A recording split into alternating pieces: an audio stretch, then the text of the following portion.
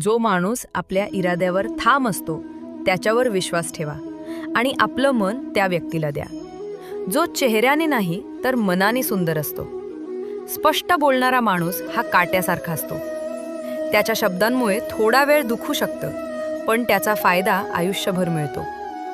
जर तुम्ही एखाद्याला एकदा माफ केलं तर तुम्ही समजदार आहात. दुसऱ्यांदा माफ केलं तर तुम्ही खूप मोठ्या मनाचे आहात.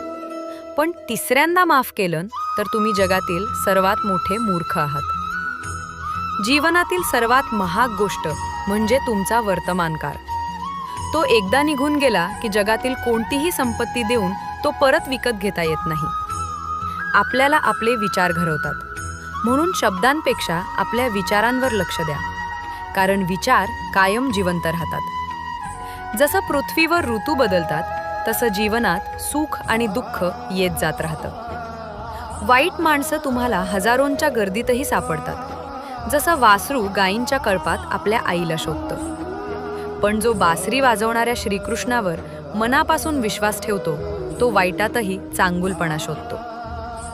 जो माणूस खूप हसतो आणि खूप बोलतो, जर तो अचानक शांत झाला तर समजा तो आतून खूप तुटलेला आहे. कधीही स्वतःवर गर्व करू नका.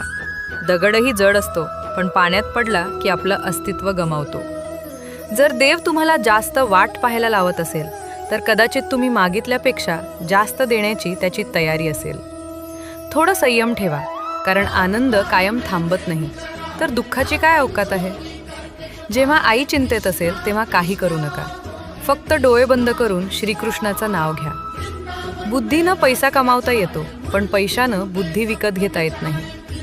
सगळे आपलेच वाटतात जोपर्यंत आपण इतरांसाठी जगतो, पण जरा स्वतःसाठी जगायला सुरुवात केली की जगच शत्रू बनतं. जीवनाचा अनुभव सांगतो की लहान माणूस मोठ्या प्रसंगी कामी येतो आणि मोठा माणूस छोट्या गोष्टीवर आपली अवकात दाखवतो.